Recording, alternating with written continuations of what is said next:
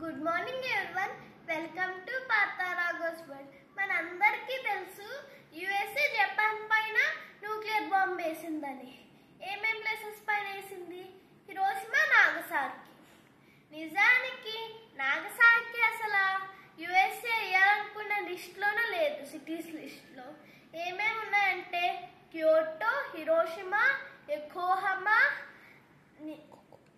కొకోరా, Niigata. వీటిపైన వేయాలనుకుంది. దీంట్లో ఫస్ట్ ప్లేస్లో ఉండే క్యోటోని తీసి నాగసాకి పెట్టారు. ఎందుకు తీసారంటే క్యోటో కల్చర్ వైజ్లో టాప్లో ఉండేది. అంతేకాదు జపాన్కి 1000 years వరకు క్యాపిటల్గా ఉండేది. అందుకే తీశారు. ఒకవేళ దానిపై న్యూక్లియర్ బాంబ్ వేస్తే కల్చర్ మొత్తం డెడ్ అయిపోద్దని. ఎందుకు నాగసాకినే యాడ్ చేశారంటే అది షిప్పింగ్ పోర్ట్స్, ఫిషింగ్ హార్బర్స్ చాలా ఎక్కువగా ఉన్నాయని, దాన్ని బిజినెస్ వైజ్ డ్యామేజ్ చేద్దామని. Thank you.